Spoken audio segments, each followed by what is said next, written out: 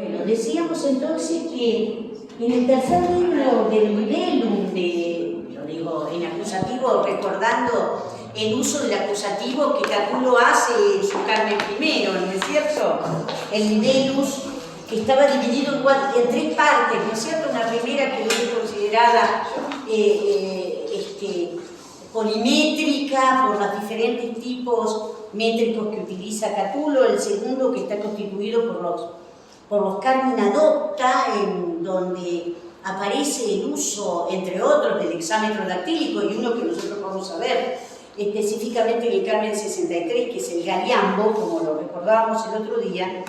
Y esa tercera parte del Libellus de Catulo, que comienza desde el poema 65 hasta, bueno, el 116. Nosotros en su momento habíamos visto, yo después esto lo voy a sacar, vamos a ver si lo podemos copiar, y hacemos ese Carmen 85, que quedó allá medio en el tiempo, donde podemos ver qué pasa desde el punto de vista de la composición del díptico elegido. Esto entonces lo dejamos acá. El otro día, desde ayer, habíamos traducido, ¿no es cierto?, este verso. Yo les dije que traducía, o que podíamos pensar ese ablativo absoluto, ¿no?, que veamos precisamente acá, ¿no? A ver si... No, porque está en la otra hoja, tendría que ir para arriba. Ustedes lo tienen como iuntis, ¿no es cierto? Acá.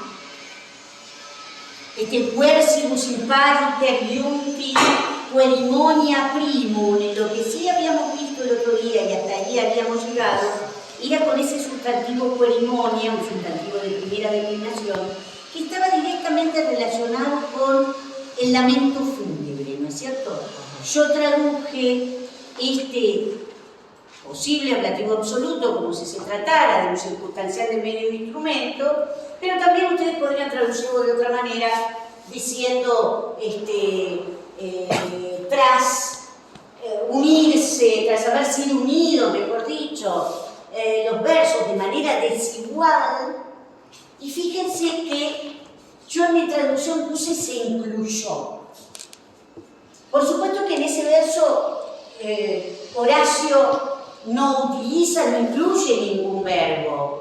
Ese verbo lo tenemos que reponer en este otro verso, ¿no es cierto? Que es inclusa est.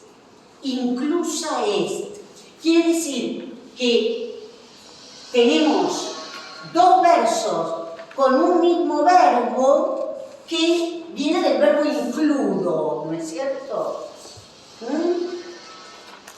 Y acá, en este otro verso, lo que nosotros nos encontramos es evidentemente con otro sujeto. Quiere decir que este verbo, algo que tenemos que acostumbrarnos, no debemos dejar de lado en la sintaxis latina, que un verbo puede estar correspondiendo, aún en singular como se encuentra a dos sustantivos diferentes. Uno es querimonia y otro, por eso vean ustedes que yo en mi traducción, ¿sí?, incluí entre paréntesis, ese fue incluido. Y lo que yo traduje acá, después también, quiere decir que Horacio piensa en una suerte de historia, en una suerte de cronología del epigrama. Fíjense, la palabra epigrama, que yo traduzco acá, no la tenemos en latín. La palabra epigrama es una palabra de origen griego, que significa algo así como sobre lo escrito, ¿no es cierto? Y uno dice, ¿a qué palabra en latín corresponde ese sustantivo que yo estoy traduciendo como epigrama? Sententia. Sententia. Sententia, aunque ustedes no lo crean, y ustedes seguramente ven que yo puse acá una serie de cositas. Este sustantivo querimonia, del verbo quero, que fue lo que señalamos el otro día, ¿no? Un verbo muy interesante, porque piensen ustedes que de este supino questus tenemos aún en inglés, ¿no es cierto? La idea de pregunta, ¿no? Y nosotros traducimos a partir de este verbo la palabra cuestión, y además lo que uno se cuestiona, ¿no? El verbo querer está directamente relacionado con el hecho de preguntar, ¿sí? Después vamos a ver ese epigrama de Catulo, ese Carmen 85, donde aparece un verbo que tiene evidentemente la misma raíz. Entonces, vean lo que yo pongo: el núcleo del sujeto, se sobreentiende el verbo inclusa es. A través de este término, Horacio señala uno de los contenidos del epigrama que alude al lamento fúnebre. Es decir, que en esta parte de este texto absolutamente metapoético, donde establece el canon de los géneros literarios, ya Horacio está hablando del género lírico. Un género evidentemente no mimético, porque cuando uno tiene que explicarle a los alumnos no universitarios qué es el género lírico, es el género de la subjetividad, es el género que corresponde al mundo interior de ese yo lírico, ¿no? Por supuesto que asociamos la denominación de lírico a, como decíamos el otro día, a un instrumento musical, que evidentemente, si ustedes van a la poética de Aristóteles, Aristóteles hace una referencia a distintos tipos de poesía en relación con dos instrumentos diferentes, que uno es la cítara y otro el aulos, es decir, la flauta, y habla de poesía citaródica y poesía aulódica. Pero nosotros hablamos así, de una manera bastante general, de lo que es el género lírico. Evidentemente una construcción muy posterior, que ustedes van a leer en estos distintos referentes que mencionábamos el otro día, que forma parte de la explicación que los románticos hacen a la hora de llenar ese espacio vacante que habíamos visto que quedaba en relación con los otros géneros. Entonces, bueno, yo puse acá el de Venusia para no decir Horacio, porque Horacio es natural de Venusia. Lo estima como argumento inicial del género.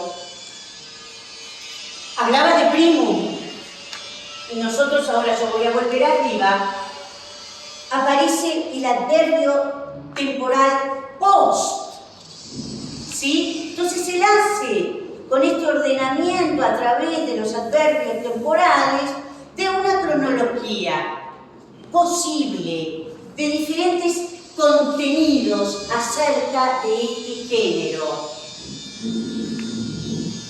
que, como nosotros advertimos, está directamente relacionado con los sentimientos, con el mundo, el universo de la subjetividad del hablante, del emisor.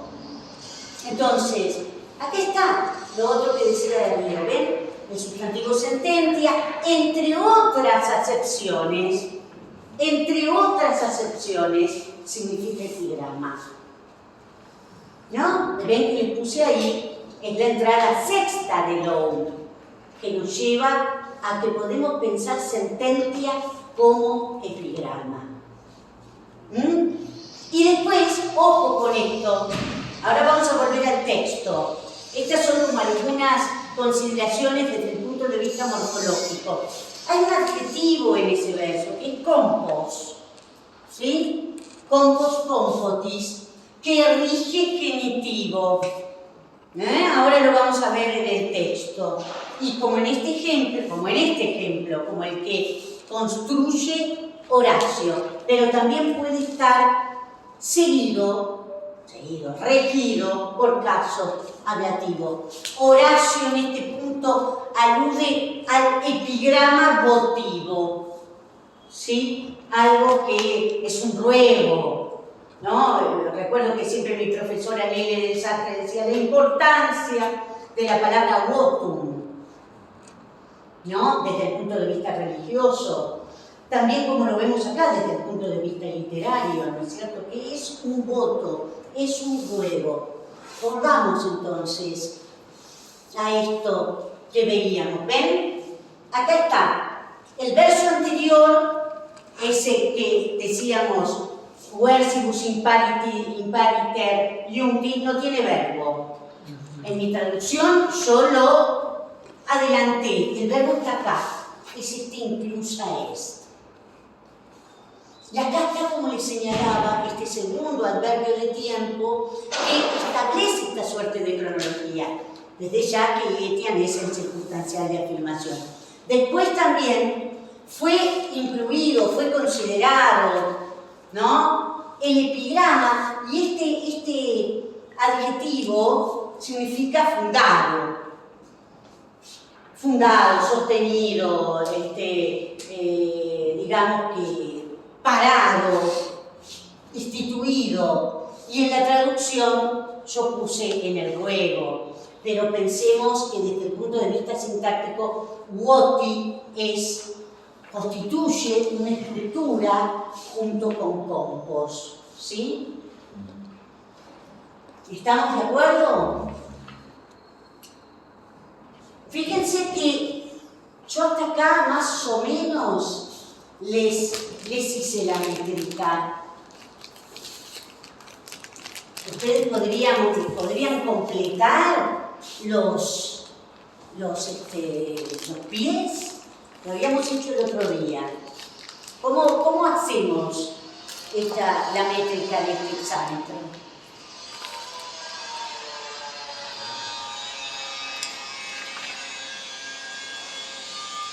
Post etiam plus est voti sententia con post. Esto, tiene muchos esto no muchas esto no lo puedo. ¿No es cierto? Sí. Post Está dudando cómo ve. ¿No es cierto? Recuerden esto. Esta E desaparece. Incluso. ¿Sí? Acá está. ¿Se acuerdan de eso? ¿Sí? Esa es la licencia que ocurre exclusivamente en la segunda y la tercera persona del singular del presente de sum. ¿No?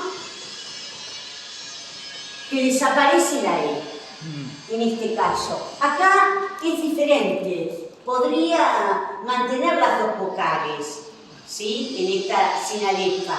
Acá, por supuesto, que se subsume la nasal. Poseti inclusas.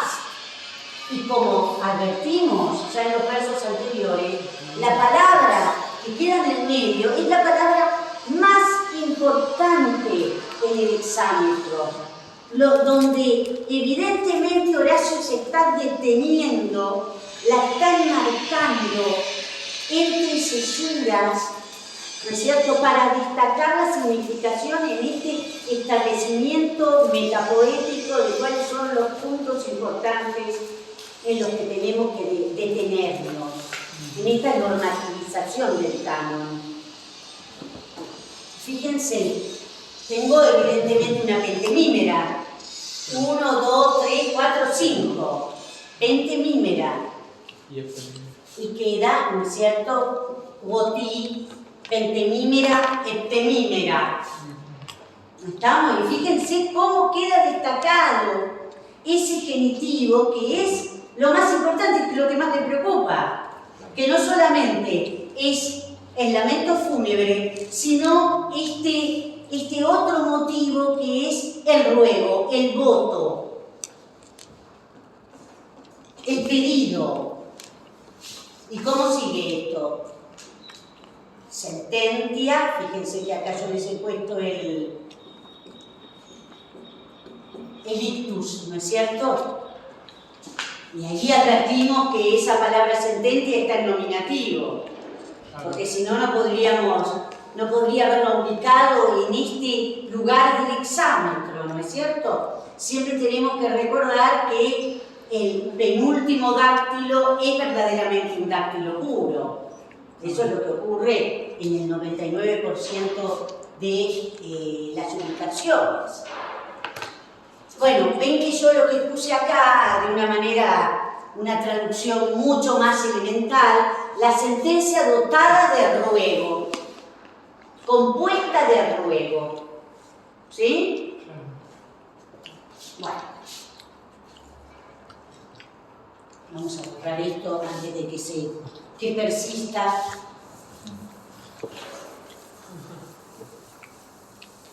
Y ahora ya no hice.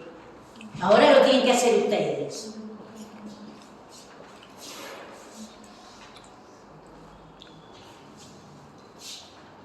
¿El examen? El exámetro. Es muy interesante este verso por la aliteración de E. Miren ustedes la cantidad de E que nos encontramos. Quiztamen. No. ¿No? El primero generalmente es dáctilo. Entonces, ¿cómo tiene que sonar eso? Si vos decís quiztamen, suena como un espondeo. Claro. Quiztamen. Quiztamen ¿cómo sigue? Quiztamen. ex sivuos.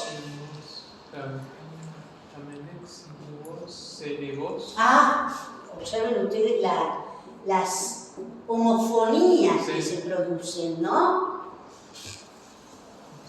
Y ahora, Legos semisen. no. Este se resuelve así, ¿cierto? Tengo que resolver esta palabra. Ustedes no tienen que olvidarse de algo. Que este ex y este e son iguales. El miserit. Claro. Ese miserit, ¿no es cierto? Y esa e es larga.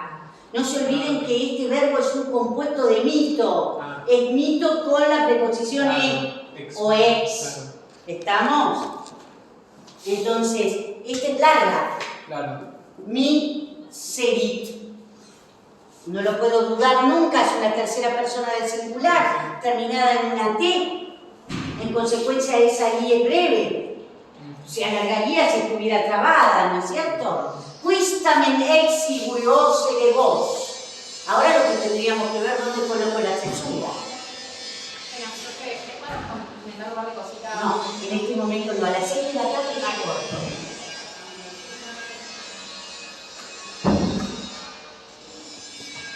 ¿Dónde caerá la cesura? Yo podría pensar en exiguos, ¿no es cierto? Tengo ahí una pentemímera. Sí. En legos, quizás. Es más factible que tengamos, lo que pasa es que una pentemímera sola es un poco difícil. Tenemos varias razones por las cuales uno podría defender específicamente una heptemímera, por el hecho de que estaría cortando, estaría rompiendo la estructura de este sintagma exiguos elegos, que además observen ustedes la homonimia que encontramos entre estas dos palabras, pero podríamos alguno podría decir que hay una diéresis. Ay, no. Ahora no se me mueve el cogocho. Ahí está. Fue. Ahí va. Podría pensar en una diéresis acá. Recuerden que la diéresis es la pausa que se da en el término de un pie. ¿No? Y acá coincidiría en el hecho de que entre esas dos palabras, bueno, termina tamen es un coordinante, y evidentemente queda enmarcada la estructura de exiguos elevos, que es precisamente lo que quiere destacar Horacio. Lo que quiere destacar Horacio. Yo no le puse una una notita, por eso complétenlo ustedes. Yo dije, uy, la pucha, no lo puse como nota y es verdaderamente muy importante lo que él dice ahí con respecto a este élevos, ¿no es cierto? Es sumamente importante porque lo que él está, se trata, evidentemente, no hay mucho que pensar, es un sustantivo derivado del griego, ¿no? Que refiere a verso, a verso elegíaco, ¿sí? Si ustedes buscan en el diccionario, hay un conjunto interesante de palabras que tienen esta misma base, que es una palabra acuñada del griego, es un calco, y es, como ustedes pueden ver, un sustantivo de segunda declinación, ¿no es cierto? Por lo menos en la adaptación en la morfología latina. Y cuando hablamos de este adjetivo exiguo, que es un adjetivo de primera clase, evidentemente hablamos de brevedad, ¿no? Lo exiguo de estos versos elegíacos. Esa es una posibilidad para su traducción. Y sale por sí, como ustedes pueden ver, yo les puse 8 acá. ¿Ven? Ah, sí se lo había puesto, pero ya sé. No aparece en lo que yo les subí en el campo. Lo agregué acá cuando estaba revisando lo que había hecho. ¿Por qué lo escribí sin saber escribir? Cópienselo esto. Es una notita que yo agregué y esto en una nueva versión que no subí al campus. Como ustedes pueden ver, es un sustantivo que se usa en plural, es un plural acantum, elegi, elegorum, de este origen griego elegoi, ¿sí? Que no solamente alude a los versos, sino a la composición elegíaca.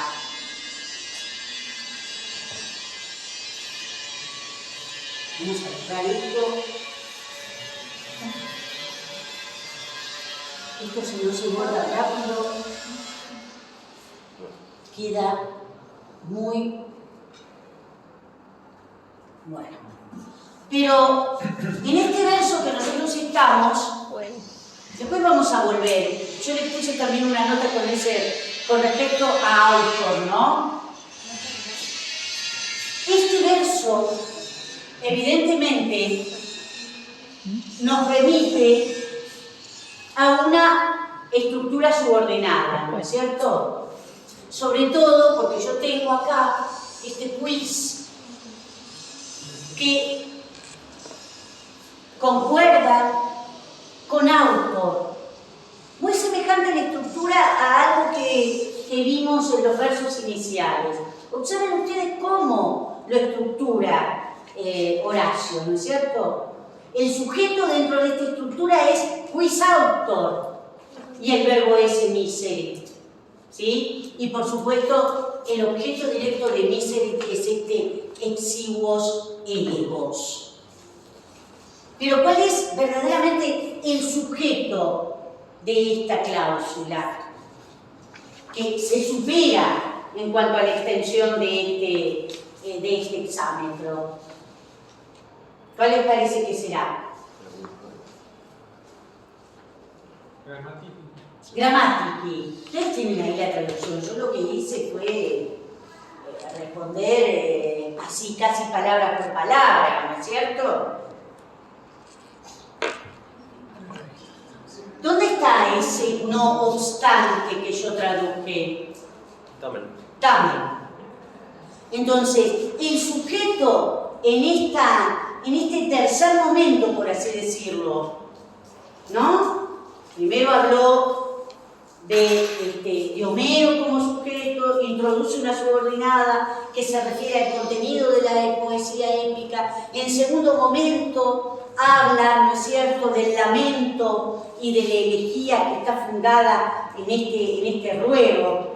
Pero ahora está la tercera, esta tercera parte, donde el sujeto es grammatici. Grammatici. ¿Quiénes son los gramáticos? Evidentemente son los maestros de la escuela media, ¿no? Si nosotros recordamos la estructura de la educación en Roma, los primeros pasos lo hace el niño, fundamentalmente el niño, con el magister ludi, ¿no es cierto? Ese maestro de juego, que más que maestro de juego, el juego era el látigo con que le daba, ¿no? La férula con que le daba.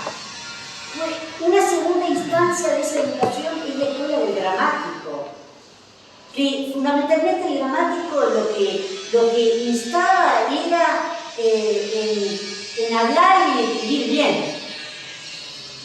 Y en tercer lugar está la escuela del retor, en donde evidentemente ese individuo va a estar instruido ya en la, digamos, en tener aptitudes para el desarrollo del discurso, pero del discurso a favor o en contra de un determinado tema, ¿no es cierto? Entonces, estos son los gramáticos que intervienen mucho también en cuestiones metapoéticas. Pensemos que Servio es un gramático y es el que comenta toda la obra de Virgilio. Y dice aquello que es correcto, aquello que no es correcto, de dónde viene, qué fuentes, en qué otros textos podemos encontrarnos con lo mismo. Muy bien, este es el sujeto. Y el verbo que concierta, concuerda con grammatici es el verbo querto, que es un verbo de primera conjugación. ¿Bien? ¿Estamos de acuerdo? Entonces lo que tenemos acá dice, no obstante los gramáticos discuten, compiten, y acá es donde, en este verso anterior, exactamente repitiendo la misma estructura desde el comienzo de la composición, es todo este verso que nosotros encontramos acá. ¿Qué es en realidad? Es una proposición incluida sustantiva. Claro, es el objeto directo del verbo querto, y es una interrogativa exclamativa indirecta. Por lo cual nosotros tenemos que pensar en qué tiempo está ese emiserit. Si es una interrogativa o exclamativa indirecta, una enfática. ¿En qué tiempo y en qué modo estará ese verso, ese verbo, mejor dicho?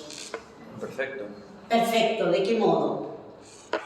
Subjuntivo. Perfecto del modo subjuntivo. No se olviden de eso. Es un compuesto, dijimos, del verbo mito, ¿sí? Que su perfecto es misi, ¿sí? ¿Estamos de acuerdo? Y ahí, miserit, uno visto fuera de contexto, puede ser una tercera persona del singular del pretérito perfecto del indicativo o una tercera persona del singular del perfecto del subjuntivo. ¿Estamos de acuerdo? Muy bien. Y este es el sujeto. Quis actor es el sujeto del miserit. Quis, en este caso, es el pronombre interrogativo, exclamativo, funcionando como adjetivo. Por lo tanto, en un análisis sintáctico, ese quis va a funcionar como un atributo, ¿no es cierto?, de auto. Bueno, la traducción, no obstante, los gramáticos discuten qué autor entonó los breves versos elegíacos.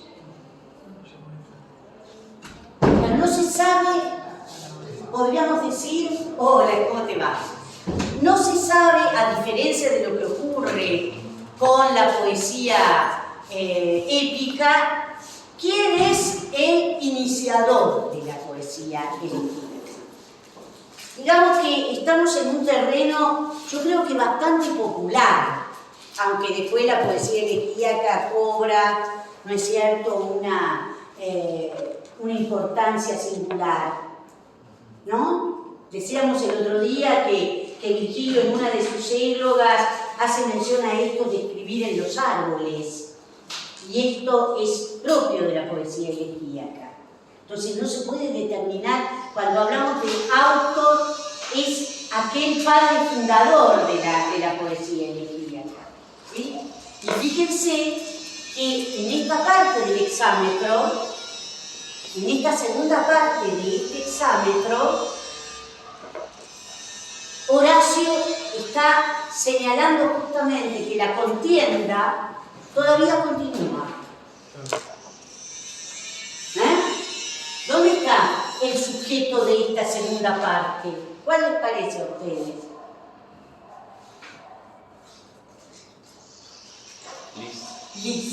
Litis. De ahí la palabra litigio. ¿Sí? De ahí la palabra litigio. Este es el sujeto, lis, un núcleo verbal y bueno, qué sé yo, subiudice, no sé, una suerte de circunstancial de moro, qué sé yo. Y el adum, muy cuando, ¿no? Todavía, aún. Y aún la contienda está sometida a juicio, está bajo el juez, literalmente, está bajo el juez, ¿no? Es indeterminado. Nos vamos entonces a ver qué notita yo puse al respecto, ¿no? Ven, bueno, nada, quis autor funciona como sujeto de esta proposición enfática, objeto directo de Querto. Y esto que yo les decía, los grammatici, como actores fundamentales del sistema escolar, intervienen en asuntos relacionados con el canon literario. Esto es lo importante. Hay mucho material, los italianos han escrito muchísimo al respecto. Ustedes lo pueden ver, tenemos los famosos libros, no los naranjas, son los hechos por Fedeli, todo el conjunto de los italianos que han trabajado sobre los spazio literario. Lo spazio literario, ¿no? Tenemos varios tomos de los espacios Son literarios. naranjas, ¿no? ¿Cómo? Son naranjas, me parece. Son naranjas Son también. naranjas, sí. Los libros naranjas también son los autos. El Autic, ¿viste? sí. El Autic también es un libro naranja y estos también tienen, no son completamente naranjas porque tienen un Tienen imagen, el claro, ¿no? sí, la imagen. Y son, ahí está Fedeli, qué sé yo. Conte, toda esa gente. Conte, todos ellos. Y en uno de esos tomos hay un material buenísimo sobre gramáticos y sobre comentaristas, ¿sí? Que en su momento hemos leído y utilizado muchísimo cuando estábamos trabajando con Servio, ¿no? Por eso yo puse esto, ¿no? Que son actores fundamentales en esto en estos asuntos relacionados con el canon literario. ¿Qué es lo que está haciendo Horacio? Está estableciendo el canon literario, el canon de los géneros. Y en Roma, fíjense ustedes, en Roma la elegía va a tener un desarrollo que nosotros vamos a estudiar particularmente en este Latín 4, ¿no es cierto?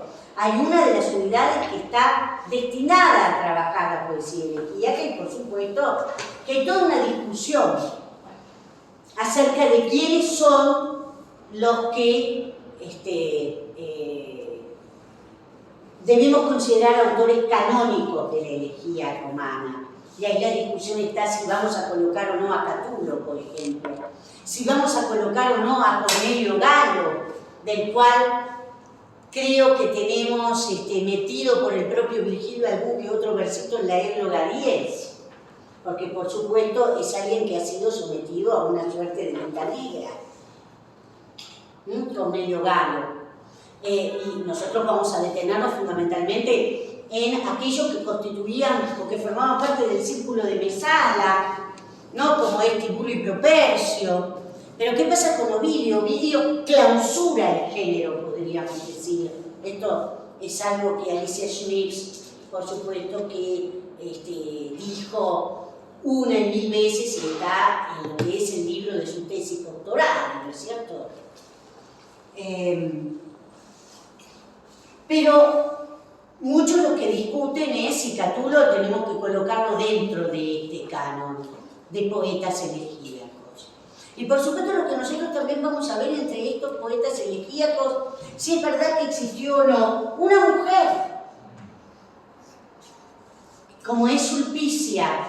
Fíjense hasta qué punto no se puede determinar si no es un hombre escribiendo como una mujer, que en general los pocos poemas que han quedado acerca de ella están anexados al corpus tibuliano.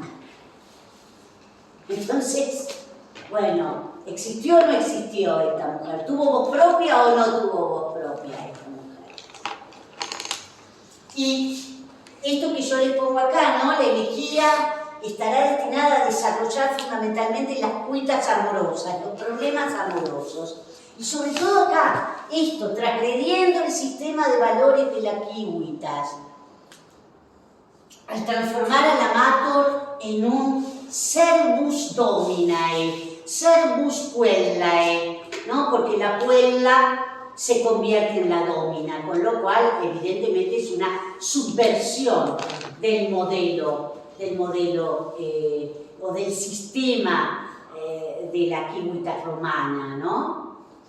Cosa que, bueno, Ovidio con su característica de tomarse el pelo todo, ¿no? Bueno, él va a construirse como un amator cuando en realidad no lo es, ¿no? Habría que ver si nosotros también lo fuimos, pero así es como se presenta, ¿sí? Bueno, ¿alguna duda, gente, de todo esto que estamos diciendo? Cosas que les llamen la atención de lo que está diciendo Horacio, algo que ustedes quieran decir, así yo no hablo tanto. Ustedes ya tienen que ir tomando la palabra, a esta altura de la soirée. Porque acá hay demasiados silentes.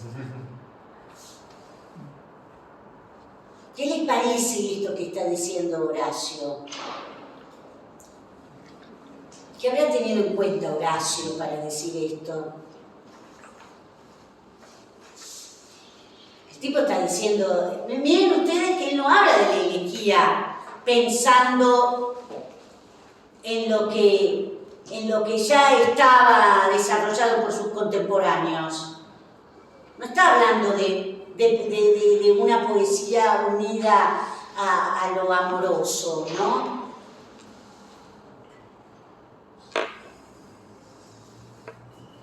¿Qué les parece a ustedes? Él habla de otro tipo de... Yo tengo por ahí algún libro sobre los epigramas que es muy interesante. Es interesante también cómo se busca remontar a Grecia para buscar también el autor, bueno, tiene sentido, pero cómo también no se queda también, digamos, dentro de lo, digamos, nacional, dentro de Roma, y busca, bueno, digo, a ver, quién fue el primero de los griegos que bueno, también entonó los versos elegíacos. Claro, ¿qué quiere decir con un verso elegíaco, no es cierto? ¿Quiénes son los poetas que pudieron?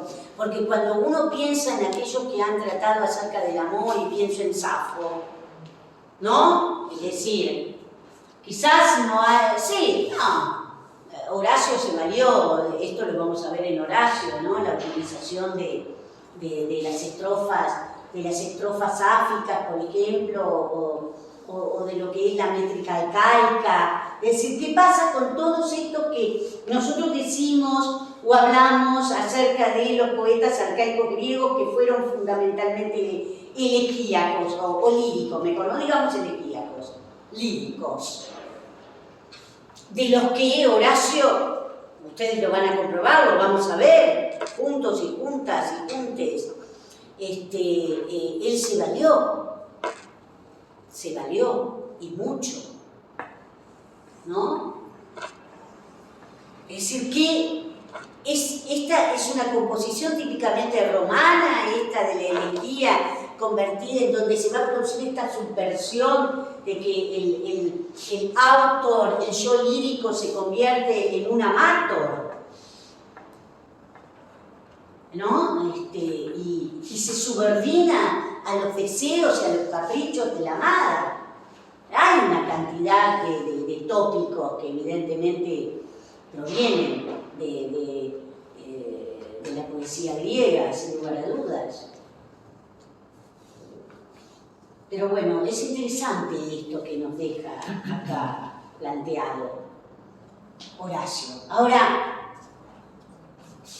nosotros hicimos este lo hicimos. Vamos a hacer métricamente.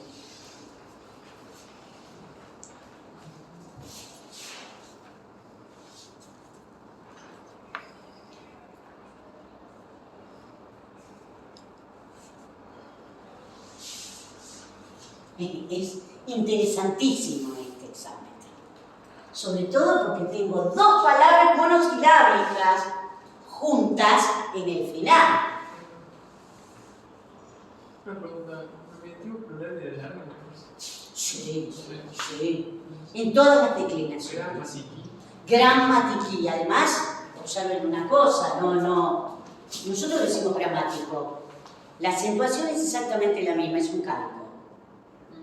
¿No? Y la palabra también es un calco del griego, ¿no?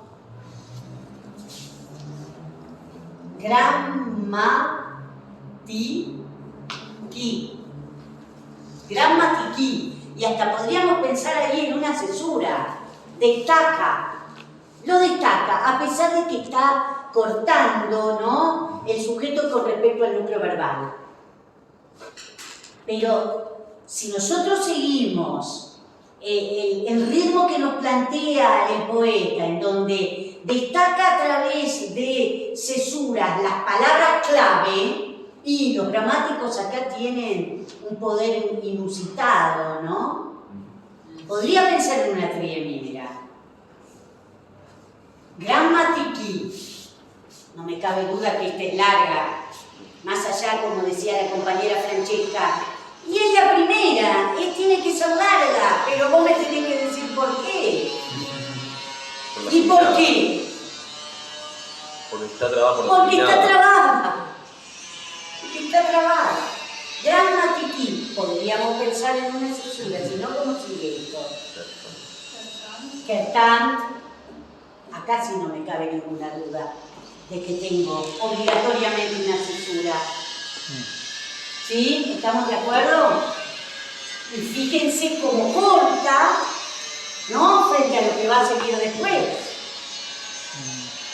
Digamos que acá está concretando y sigue utilizando Horacio el verbo al final de la estructura, ¿no?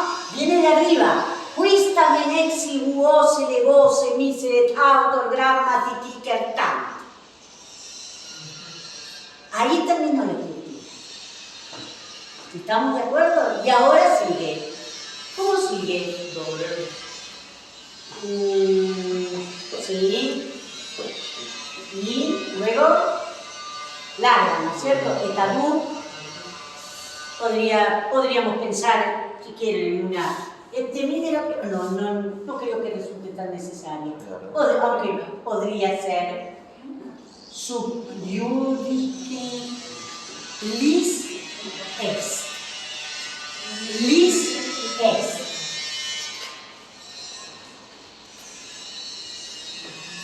Miren ustedes el final igual, ¿no?, de esas S que tenemos en lis est. Grammatici kertant et adhuc sub iudice lis est. ¿Estamos de acuerdo? Muy bien. Hacemos algún versito más y primero borro esto.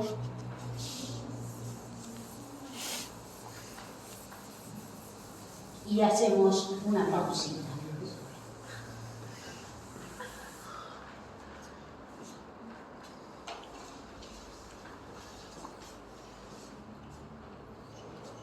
Esto es muy simple.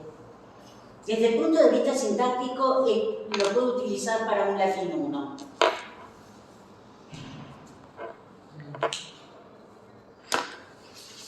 Y cuando hagamos la métrica van a ver dónde pone las cesuras. ¿Cuál es la palabra que se destaca acá? Verbo Almagüit. No me cabe ninguna duda, un verbo facilísimo, primera conjugación, pretérito perfecto, ¿no es cierto? Muy bien. ¿Sujeto de ese Almagüit? Rabies. No, jamás. Salvo que fuera neutro, pero fíjate que es un nombre propio. Rabies. Rabies. Magnífico ejemplo para enseñar la quinta declinación. Es un sustantivo de quinta declinación, como muchos de los sustantivos abstractos, ¿no es cierto? Que si no mantienen la quinta se convierten a la primera, ¿no? Rabies, rabiei. Rabies, rabiei. Y fíjense que es la palabra central del hexámetro. Sí. Ahí, como hemos visto en anteriores ejemplos, dentro de este textito, que como ustedes pueden ver es un textito ejemplar por muchos sentidos, el contenido del género está en palabras que ocupan el lugar central del verso, y van a ver ustedes que va a quedar evidentemente que enmarcada por las cesuras. Ese es el sujeto y tiene un objeto directo. Arquíloco. Ahora vamos a ver, porque yo les puse una notita de quién es este arquíloco. ¿Sí? ¿Quién es este arquíloco? Y luego tenemos un ablativo que puede ser un circunstancial de medio instrumento, clarísimo, proprio, iambo. Y con esa palabra iambo nos remite a otra forma métrica que canónicamente va a estar asociada a un género o a varios géneros. Vamos a decir que a varios géneros. Géneros que tienen quizás inicialmente la rabia, el despecho, no me animaría a decir el carácter satírico, porque bueno, la sátira en Roma, que aquellos que sigan, aquellas que sigan el año próximo, que uno lo ve en latín 5, bueno, la sátira en Roma fue escrita en hexámetro dactílico. En hexámetro dactílico, a pesar de que, como dice el propio Horacio en una de las sátiras que siempre uno da porque es la meta literaria por excelencia, considera que proviene de la comedia. Y sin embargo utiliza el hexámetro dactílico a la manera que hizo Lucilio. ¿No es cierto? Que utiliza el hexámetro dactílico para la sátira y después así continúa. ¿Cuál es el jambo? Lo vamos a poner acá. Este es el jambo. Este es el jambo. ¿Sí? Si ustedes han hecho en griego, por ahí hay alguno que haya hecho varios griegos y haya visto tragedia, ya sabe que el metro de la tragedia, sobre todo en la parte narrativa, es el jambo, la base. Luego se combina, por ejemplo, el trímetro yámbico, ¿no es cierto? Esto es el jambo. Entonces lo dice muy simple, ¿no? Yo lo traduje acá, ahora después voy a volver. La rabia armó a Arquíloco con su propio jambo, con un jambo personal. Muy difícil la traducción de ese proprius. Algunos, bueno, intentaron dar una vuelta de tuerca a esto, porque lo que quiere decir es que Arquíloco es el inventor del jambo, o por lo menos lo impuso en su producción. No es que lo inventó, pero sí lo impuso en su producción. ¿Quién era este Arquíloco? Bueno, ven, se discute también sobre este inventor del género, que forma también parte del género lírico, ¿no? Pero esto de valerse de la palabra hacerle frente a los enemigos. Antíloco era como una suerte de un soldado de la palabra, un verdadero militante de la palabra que iba con todo contra sus enemigos políticos. Que podría haber sido, ven que esto es lo que uno puede encontrar en más de un texto, ¿no? Que la poesía yámbica pudo haber sido creada por alguno de estos poetas arcaicos que todos vivieron en el siglo VII a.C. Nietzsche decía que Antíloco era un poeta dionisíaco. Él decía que era un poeta dionisíaco. Bueno, muy bien. ¿Hacemos un corte? ¿Sí? Y a ver si se animan a preguntar otras cosas. Anotaron lo del chambo, ¿no? Sí. Y así lo borro por las dudas que sigue Horacio. Va a señalar en qué tipo de discurso puede ser usado el chambo. Eso es lo que decíamos.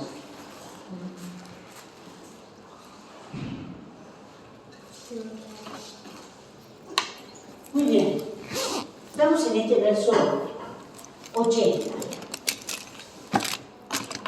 Fíjense que la palabra, si nosotros vamos al verso 79, la última palabra que tenemos en latín es precisamente chambo, ¿no? Lo que yo quiero mostrarles es justamente qué pasa con esta palabra del verso siguiente. Es decir, cómo el pronombre demostrativo está funcionando en una relación de cohesión, ¿no? Rápidamente advertimos que ese unk remite a chambo. ¿Sí? Muy bien. ¿Cuál les parece a ustedes que será el sujeto o los sujetos en este verso?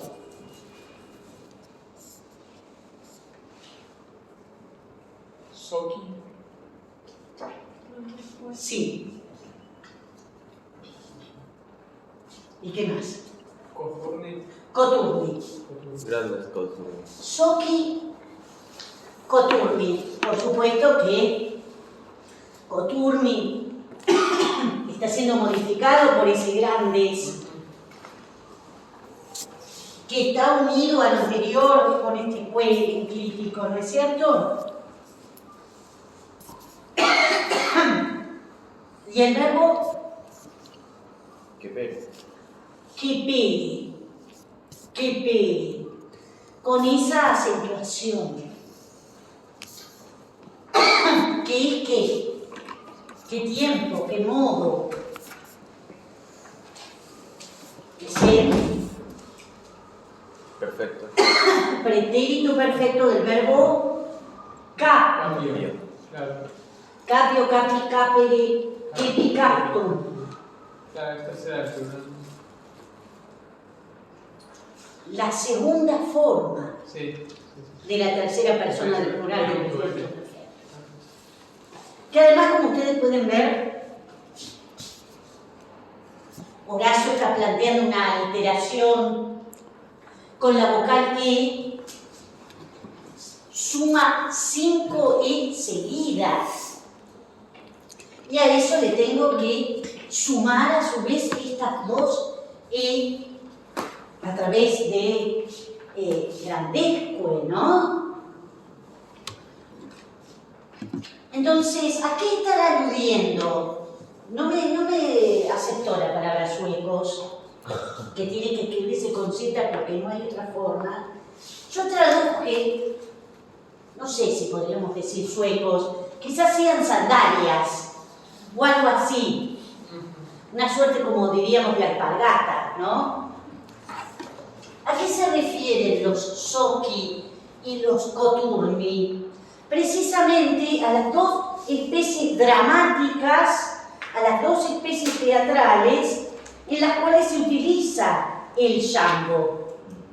No solamente el jambo, sobre todo en la comedia, también lo que es el inverso del jambo, que es el troqueo, ¿no es cierto? Si el jambo es breve-larga, el troqueo es larga-breve. ¿Sí? Por eso que a veces es muy difícil determinar esas combinaciones si son de jambos o de troqueos. Sobre todo, por ejemplo, en la comedia plautina. Bueno, también podría ser en la terenciana. ¿A qué está aludiendo metonímicamente los Zocchi? A la comedia. Era el tipo de zapatos. Ustedes recuerden, ¿no es cierto?, que la externalidad en el género dramático era sumamente importante, ¿no es cierto? Todo lo que estaba ligado al aditamento de la vestimenta, ¿no es cierto? Y también a los zapatos. Los Zocchi, propiamente de la comedia, y los coturni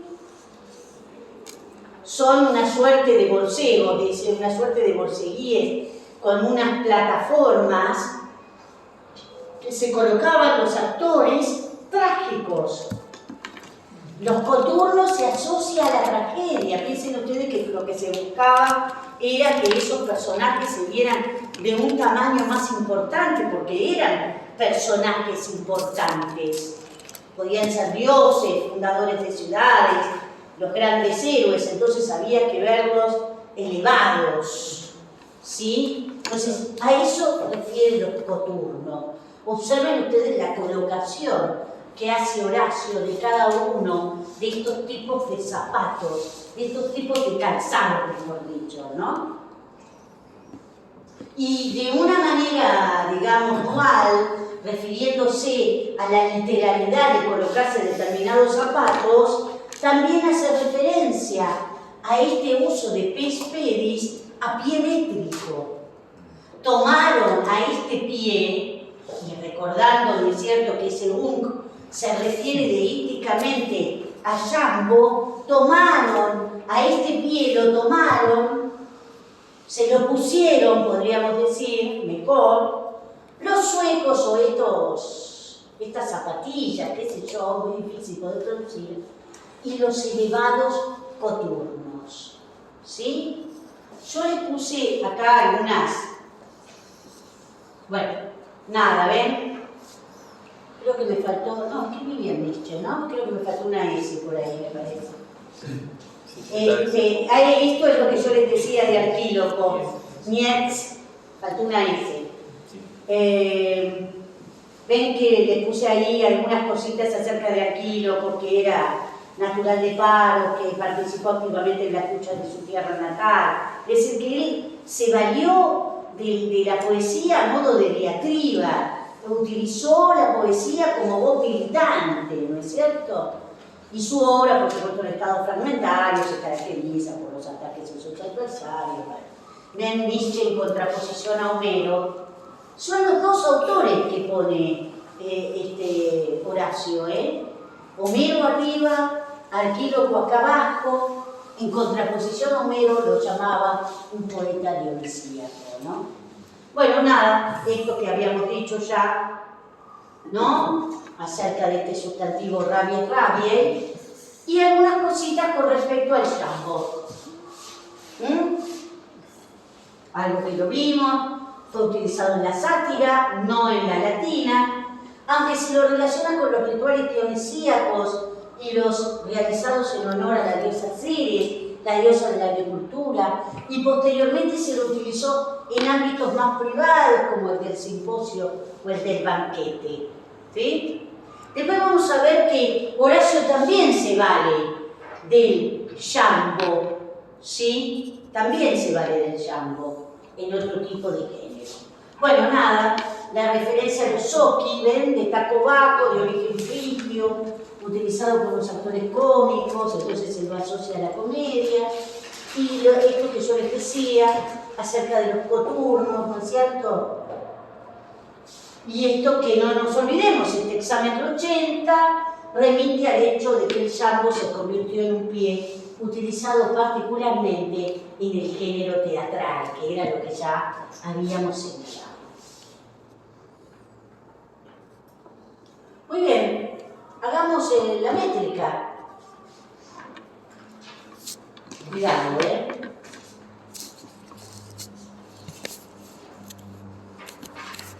Creo que entonces del anterior también la meten, ¿no? El de Akiro.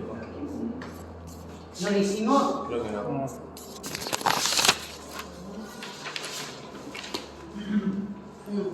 No, es cierto.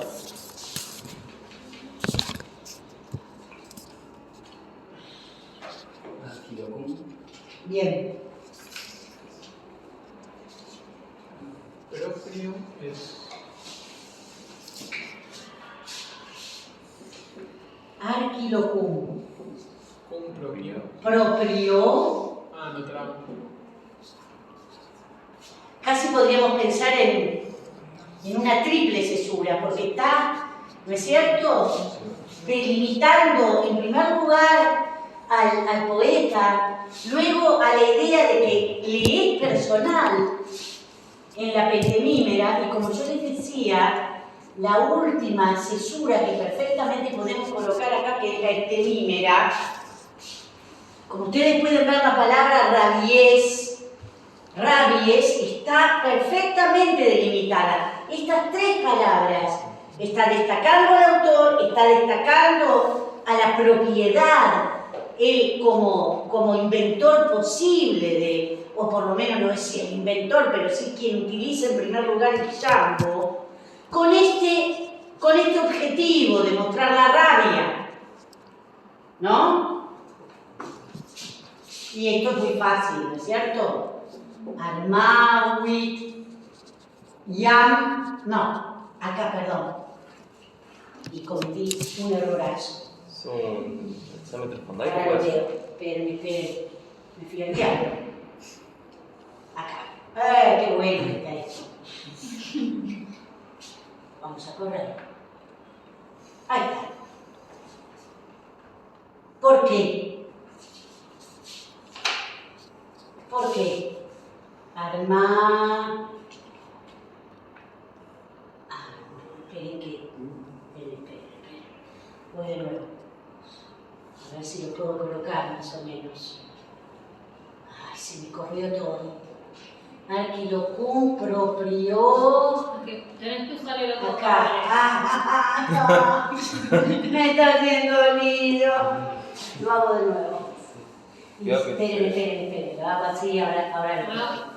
Esperen, no sé Siriana, qué. tenés que conectar la pantalla con el otro cable, entonces la pantalla te queda fija. Lo saco, pero esperá que Sí, la chica. lo achico, me hizo cualquier cosa Para acá. sacarlo desde la compu. Esperá que me hizo cualquier cosa acá. En el propio. Apretante de texto. deshacer, si no, porque así te vuelve. Porque Mira. salió rabies. Sí, cualquier cosa. Tendría que sacarlo de acá. Mirá, esto es muy difícil para mí. Esto no es tan fácil, se me hizo un quilombo. Control Z y volver para atrás. A ver, ¿lo decís? Ahí va. Ahí va, muy bien. Para mí esto es muy difícil. No es fácil. Vamos de nuevo. Arquilocum. Proprio. Rabies. Arma. Wit. Claro. ¿Por qué? Es un examen trasfondaico. Más allá de que sea espondaico, igualmente tendría que tener todo espondaico, ¿no? Todo espondero. ¿Por qué? Esa I es larga. ¿Por qué? ¿Por qué tercera persona del segundo? No, al Porque contrario. está trabada. ¿Por qué? Porque siguen dos consonantes. La consonante y la ¿Cuál es la semiconsonante. consonante? La T y la I se me Y la I también, ¿no es cierto?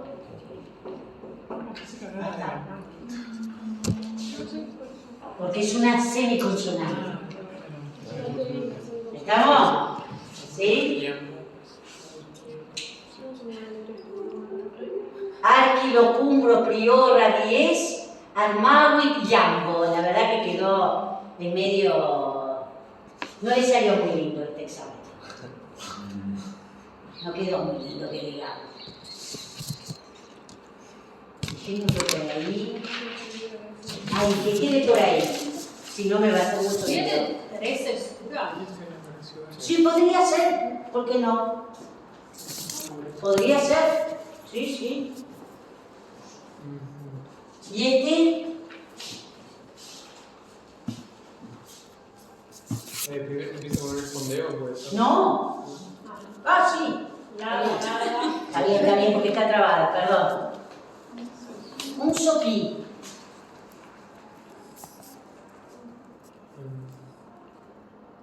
Corta. No digas corta. Corta. Breve. Es larga. Es largo. Ah, perdón. Piensen que es capio. Ah, claro. Kepi se advierte en el perfecto la alternancia vocálica que convierte la A de la raíz del infecto en una E larga en la raíz del perfecto. Ahí está el alargamiento vocálico, que es el signo, la señal que me diagnostica que estoy en un perfecto. ¿Estamos? ¿Y qué más? La otra también es larga. La otra también es larga.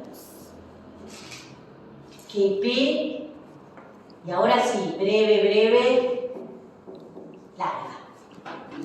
Un soquí que pedem, ¿sí?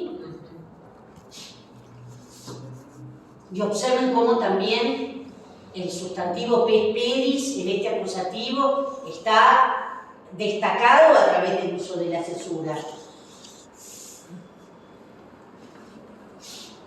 ¿Qué más? Larga.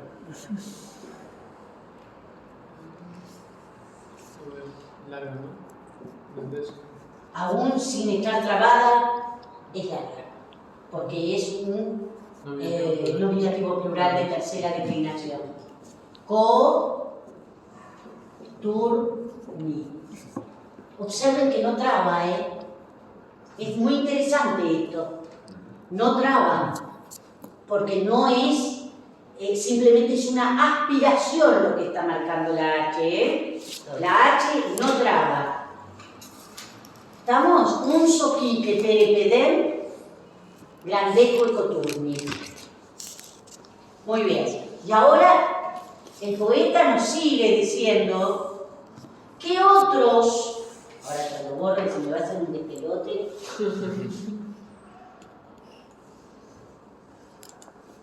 así suavecito, porque si no después no puedo. Muy bien.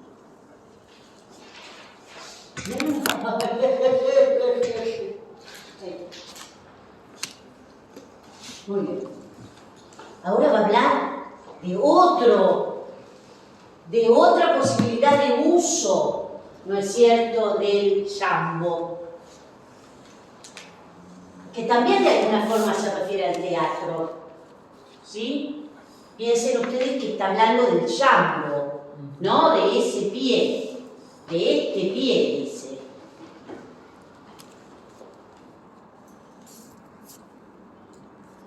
¿Qué es lo que estará modificando a un pedem? ¿Hay alguna otra palabra que esté en acusativo? Porque un pedem está en acusativo. Grandes. Pero tiene que estar concordando con un pedem.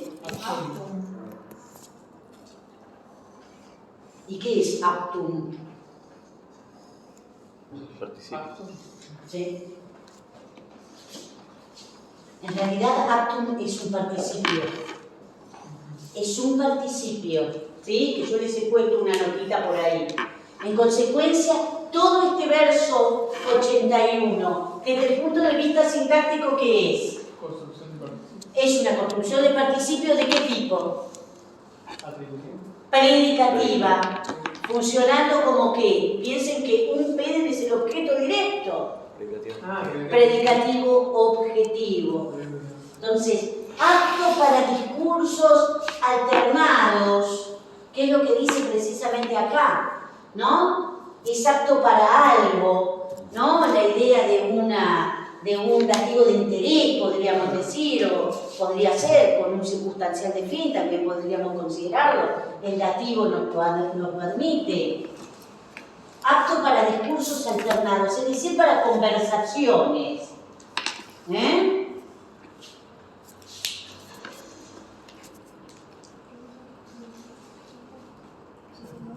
Y fíjense, me voy al verso siguiente, porque si no, no entendemos qué es lo que está continuando, cómo es que continúa toda esta estructura. Quiere decir, en el siguiente verso que dice vincenten strepitus et natum rebus agendis, ahí nos volvemos a encontrar con otros dos participios más. Es decir, que ese predicativo objetivo continúa. ¿Estamos de acuerdo? Porque tenemos vincenten como otro núcleo de este predicativo objetivo y también natum. Ahí está, a través de estos participios se está señalando cuáles son, digamos, los fines, las utilizaciones del llambo. Fíjense ustedes el carácter metapoético de este texto.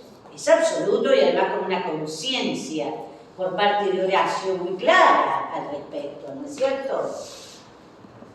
Por eso yo puse vencedor, ¿no? Vincentem es el participio presente activo del verbo vinco, ¿no? Entonces, que vence también si ustedes quieren. Vencedor de los bullicios del pueblo. Claro que sí.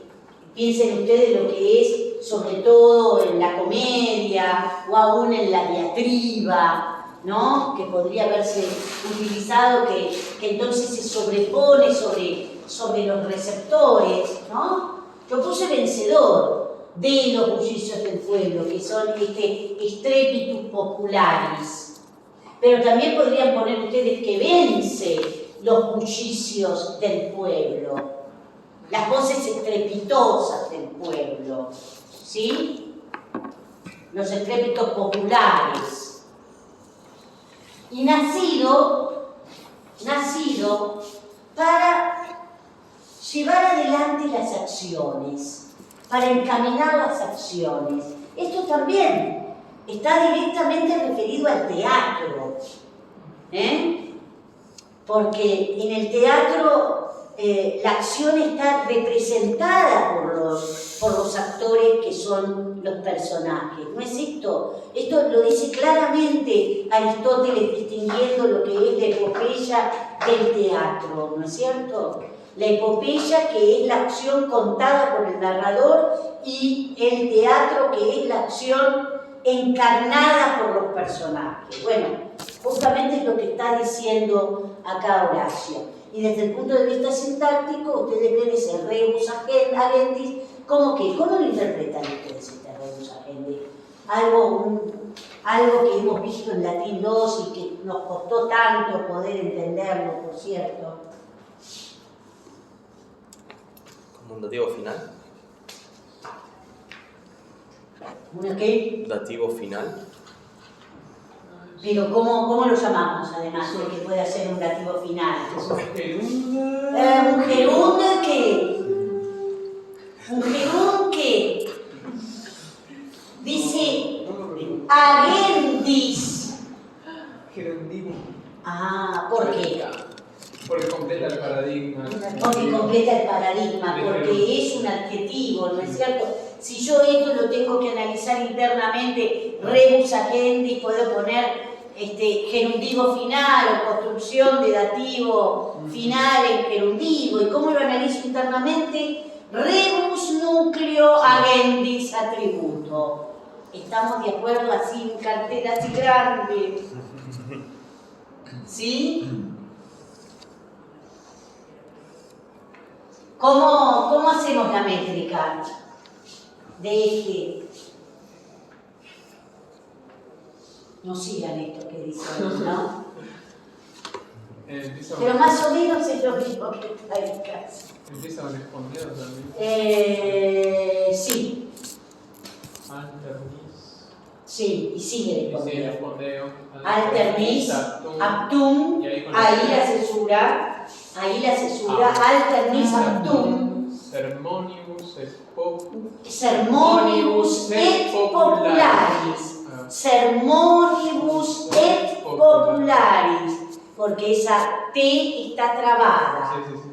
Alternis aptum, cesura. Observen cómo corta la primera estructura a través de la cesura. No por nada la palabra cesura es un corte. Significa corte.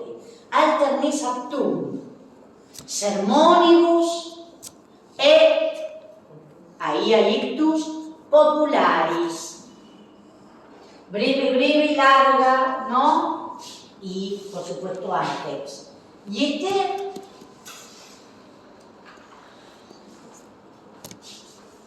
Winkelten. Strepitus, Etnatum. et nactum rebus agendis. Lo hago. Winkelten, strepitus, cesura. Podría poner una cesura acá, pero está cortando la estructura. Winkelten, strepitus, cesura. Observen ustedes cómo corta, recorta la estructura. Larga. Et nactum rebus agendis. Winkelten, strepitus, et nactum rebus agendis. ¿Estamos de acuerdo? Entonces, en estos exámetros nos ha desplegado Horacio la utilización del jambo. ¿Sí? Yo había puesto, bueno, a ver si había puesto alguna notita más. Nada, ¿ven? El objeto directo, un PN modificado por una sucesión de adjetivos que remiten a la amplia utilización del jambo. En primer lugar, el diálogo teatral, ¿no es cierto? Y acá lo que he puesto es que este actum, no olvidar que este actum es el participio perfecto del verbo apicor, ¿sí?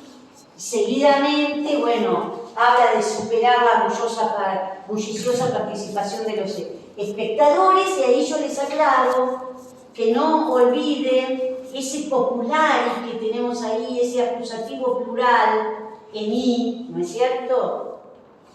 Y finalmente permite avanzar, eso es otra cosa que hemos destacado a través del uso del jambo, pero finalmente permite avanzar en el curso de los acontecimientos. Y además tener en cuenta esto, la construcción final de gerundivo en caso dativo. Y otra cosita más, que yo les había adelantado, Horacio utiliza el jambo en un tipo de composición que nosotros vamos a ver, que es la llamada poesía yámbica, que él utiliza en esta obra que se la conoce así, como yambos o épodos, donde él, bueno, utiliza para hablar, también uno de sus motivos fundamentales es esto del vivir el hoy, ¿no? El de vivir también con poco, disfrutando el momento, porque la vida es corta y se va. Entre otras cosas, también utiliza el jambo o los jambos para referirse al hecho de que la guerra civil, porque él, Horacio, ha sido quien eligió, no bien, ¿no? Él eligió unirse cuando estaba estudiando en Grecia a los asesinos de César y le fue muy mal. Entonces, habla sobre los avatares de la guerra y lo hace precisamente en esta obra, ¿no? Y se refiere a la guerra civil también como una forma de castigo por el fratricidio inicial de Rómulo con respecto a Remo. ¿Ustedes vieron esa película que hicieron los italianos junto con los belgas? ¿Te acordás que hablábamos el otro día? Una película que se llama Rómulo y Remo. Mírenla porque la están pasando por el cable, qué sé yo, está hablada en latín. principio no te das mucha cuenta en qué hablan. Ah, sí.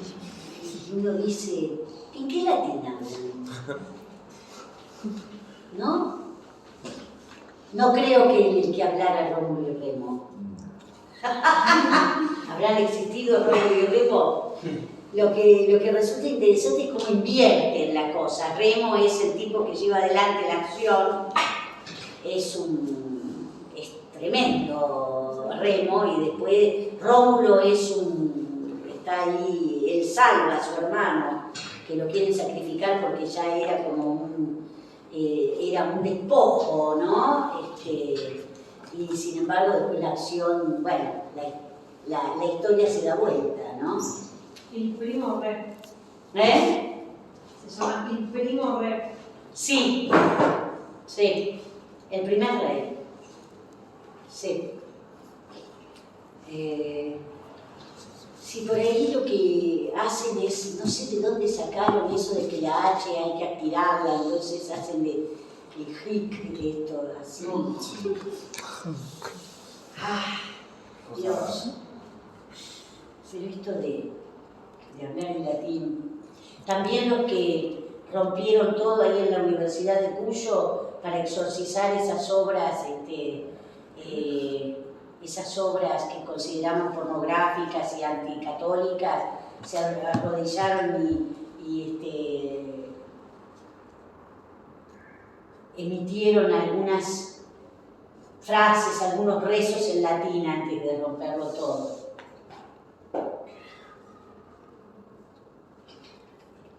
Y bueno, Perdón, ¿cuándo fue eso? después del 8M, Sí. Hace poquito. hace muy poquito, ¿Dónde dijiste, perdón? en Mendoza, Wow. en la Universidad de Cuyo. Está mal Mendoza últimamente. ¿Cómo? Está mal Mendoza últimamente. Y están pifiando la fiebre, ¿eh? Sí. De considerar a los mapuches como el pueblo originario no argentino. Si hablamos de originario y hablar de argentino, Sí. tenés un problema, querido. De vuelta a la secundaria. Sí, ya creo que el jardín de infantes, ¿no? Más que a la escuela del Magister Rudy. Sí, hay un problema paradojal ahí en eso de originario no argentino. No argentino. Claro. El problema está en esto de qué se considera el origo. Bueno, hay gente que consideraba que decir que era indígena era, no, otra cosa que no. Ah, el aborigen. Aborigen. Esa etimología. No se podía decir de indígena no. Aborigen que significaba fuera del origen. Claro, y yo decía, ¡ah! Y el que me lo dijo casi lo mato. Es como el adolescente que adolece. Los alumnos no tienen Claro, luz. el alumno no tiene luz. El adolescente que no adolece la escucha todos los días en la escuela. Es como Sí. todos los días en la escuela. Pero que que no. aborigen significa sin origen, se lo escuché decir en el doctor de acá. Es para mirar, estas son unas lindas ventanas. Una no porque te vas a ir contra la protección, pero la otra que tuvimos el otro día está bárbara. Esa está buena. Es bárbara esa, para tirarla para abajo. Sin Salto los arrepentimiento. Sí, sí, sí. Claro. Sí, sin origen. Claro, no me digas. No, pero por ejemplo, los docentes modifican, porque no sé si tomaron un texto de un libro, yo lo van modificando y se aseguran de en todos lados donde dice indígena o origen, en todos lados tiene que decir pueblo originario, pueblo originario, pueblo Y originario. cuando decís Sí, lo que aborigen es un indígena pueblo es originario. Indígena, claro, es el El habitante indígena del lugar. lo mismo. Es a partir de. No, ¿cómo de- vas a decir indígena? Si no vienen de la India, son indígenas. No saben que indígena es aquel nacido En lugar. en el lugar.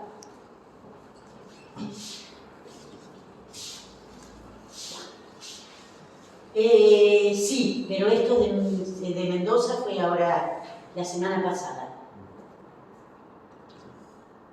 Los exorcizaron con algunas, no sé, debe ser El Padre Nuestro, no, Dios te salve María, dicho en latín, y eso se dice María.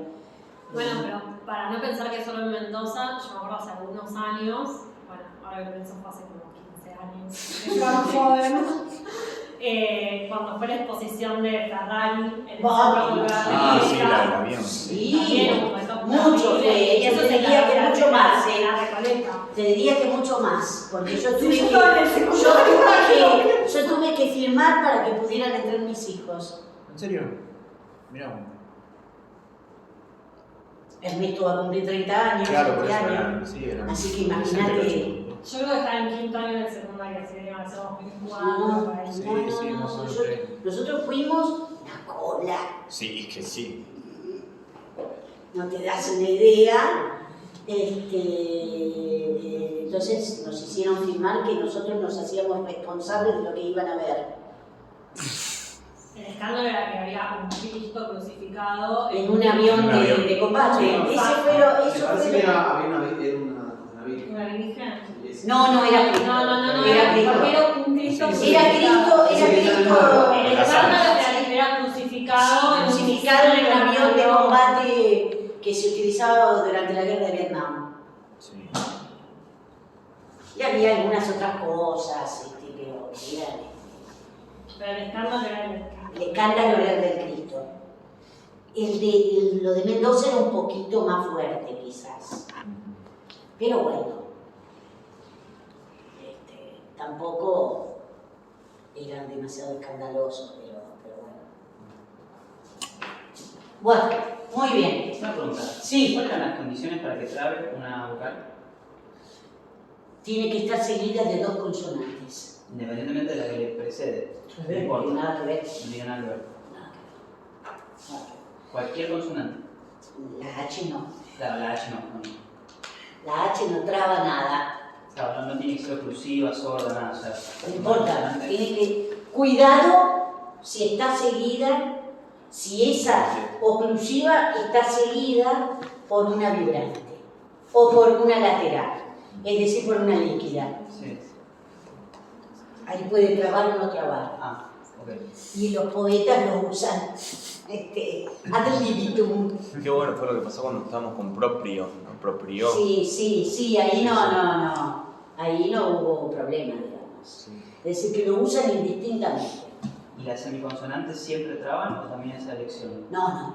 Siempre. Siempre tiene que estar en posición inicial. Sí, Habría que ver qué pasa en el medio también, ¿eh? Sí. Pero en esto nosotros vimos qué pasó con Django. Si está como consonante. Si está como consonante, traba, puede trabar. Y esto último, gente, y ya, yo creo que la semana próxima ya entramos con Lucrecio, sobre todo después yo diré, les aclaro una cosa, Martín Pozzi me pidió que ustedes se pusieran a qué práctico iban a ir, que él los habilitó en el campus, para que ustedes lo pusieran eso. Y también él va a subir algún artículo, empezamos con género didáctico. Por supuesto que ustedes ven que Horacio no hace ninguna referencia a eso. Yo lo que voy a utilizar la semana próxima en el texto de Schaffer, esta mención que yo les hice el otro día sobre Diomedes, que en el siglo IV él habla del concepto del genus, mejor dicho, más que concepto, podría ser un concepto, el genus enarrativum, y dentro del genus enarrativum, Diomedes coloca el género didáctico. Entonces vamos a comenzar con Lucrecio y ahí yo les voy a ir subiendo. Igualmente nos quedan muy pocos versos, porque acá sí, Horacio va a hablar de lo que nosotros entendemos de este gran universo de la poesía lírica, sobre todo traída de los griegos, sobre todo cuando él ponga, evidentemente, el núcleo del sujeto en musa. ¿Sí? Y acá va a hablar de las cuerdas, es decir, que estamos hablando evidentemente de poesía lírica,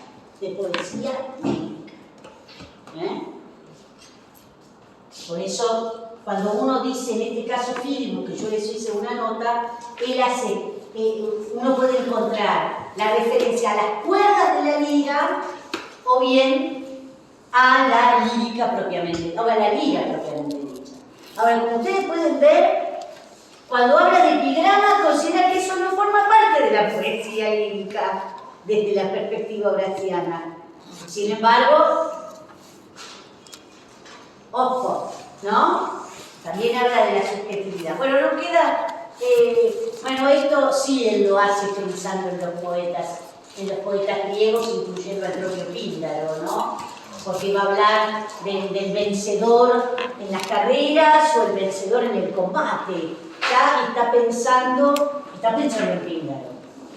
Está pensando en Píndaro, que por supuesto es una de las grandes fuentes de la poesía horaciana, ¿no? Así que bueno, vamos a ver. Entonces, en la próxima clase terminamos rápidamente esto. Vamos a hacer algún dístico elegíaco para que ustedes lo vean y largaremos, podemos, con el... Bueno, vamos a desandar todo este camino.